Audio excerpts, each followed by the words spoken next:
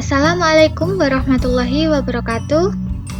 Baik anak-anak, Ibu akan menjelaskan materi pada tema 1 organ gerak hewan dan manusia, subtema 1 organ gerak hewan pembelajaran 1. Nah, tujuan pembelajarannya adalah yang pertama, kalian dapat menentukan pokok pikiran dalam teks. Yang kedua, kalian dapat menyajikan hasil identifikasi pokok pikiran dalam teks. Dan yang ketiga, kalian dapat menjelaskan alat gerak dan fungsinya pada manusia dan hewan.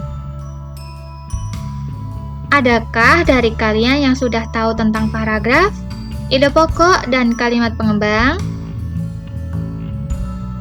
Baik, mari kita bahas bersama-sama.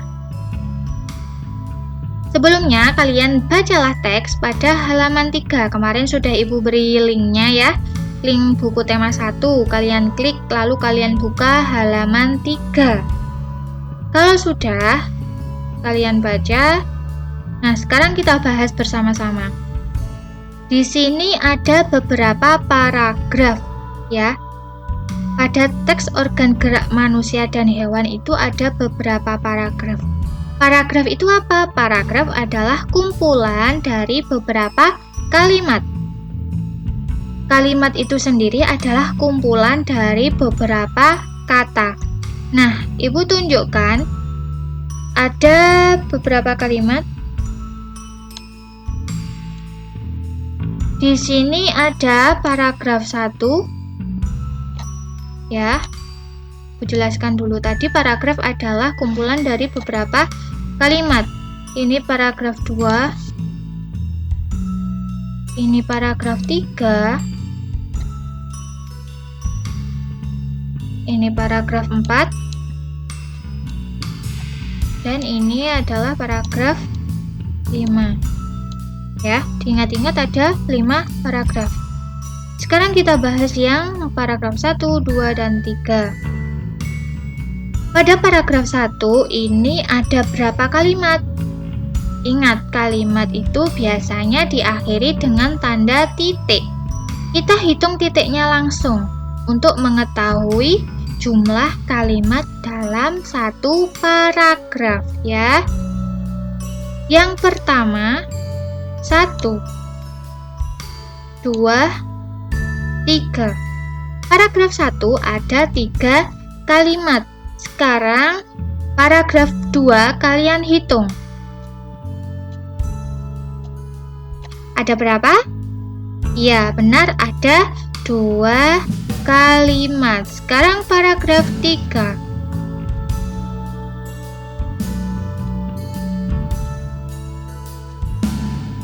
Ada berapa?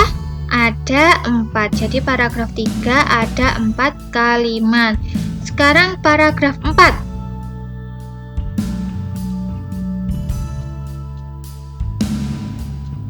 Ada berapa anak-anak paragraf 4?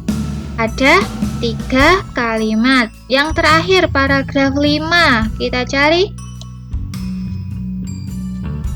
Ada 2 kalimat. Jadi setiap paragraf itu berbeda-beda ya jumlah kalimatnya.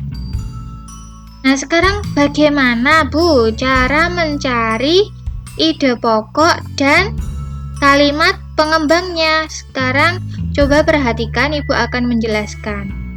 Kalian juga bisa membacanya ya. Nah, masing-masing paragraf terdiri dari ide atau gagasan pokok ditambah dengan kalimat pengembang. Ide pokok adalah gagasan yang menjadi dasar sebuah paragraf. Ide pokok disajikan dalam kalimat utama. Kalimat utama memuat ide pokok. Bisa berada di awal, di tengah, atau di akhir paragraf. Jadi tidak pasti ya tempatnya, bisa di awal, tengah, atau akhir paragraf. Sedangkan kalimat pengembang adalah kalimat-kalimat pelengkap yang berfungsi menerangkan kalimat utama. Jadi setelah kalimat utama itu ada kalimat pengembangnya di belakangnya atau di depannya ya. Sekarang kita cari ide pokok dan kalimat pengembangnya pada paragraf 1 untuk contoh kalian mengerjakan nanti ya.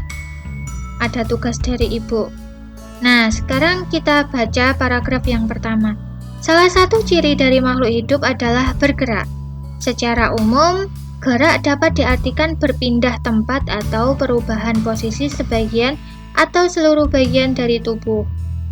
Makhluk hidup akan bergerak apabila ada rangsangan yang mengenai sebagian atau seluruh bagian tubuhnya.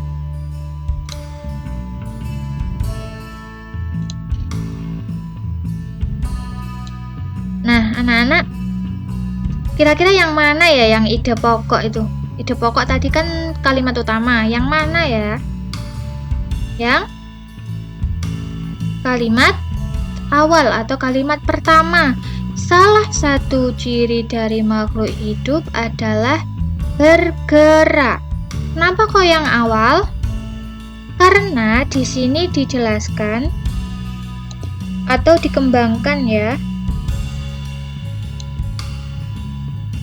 Di sini dijelaskan bahwa secara umum gerak dapat diartikan berpindah tempat atau perubahan posisi sebagian atau seluruh bagian dari tubuh. Jadi kalimat pertama tadi kan makhluk hidup itu punya ciri-ciri bergerak. Oh, bergerak itu dapat diartikan berpindah tempat atau perubahan posisi. Begitu ya. Jadi kalimat yang awal dijelaskan ke kalimat kedua. Itu. Nah, untuk tugasnya, tugas 1. Nah, ini contoh ide pokok dan kalimat pengembang paragraf 1 tadi sudah kita bahas. Tugas 1, berdasarkan teks organ gerak manusia dan hewan, temukan ide pokok dan kalimat pengembang dari masing-masing paragraf.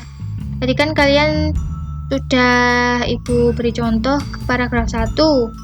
Nah, tugas kalian untuk mencari di paragraf 2, 3, 4, dan 5. Bentuk seperti ini ya, kolom-kolom, agar mudah untuk membacanya. Untuk tugas yang kedua, tadi kan kalian sudah mendapatkan banyak informasi dari teks organ gerak manusia dan hewan ya. Nah, sekarang tugasnya yang kedua itu menjawab pertanyaan. Yang pertama, tentang organ gerak berguna untuk apa? Yang kedua, alat gerak manusia dan hewan ada dua macam, yaitu alat gerak pasif dan aktif. Alat gerak pasif berupa apa dan alat gerak aktif berupa apa? Nomor 3, sistem gerak adalah apa? Nomor 4, mengapa tulang disebut alat gerak pasif? Nomor 5, mengapa otot disebut alat gerak aktif? Soal ini jawabannya ada semua di dalam teks organ gerak manusia dan hewan. Nah, terima kasih. Cukup sekian materinya. Selamat mengerjakan dan salam sehat dari Ibu. Wassalamualaikum warahmatullahi wabarakatuh.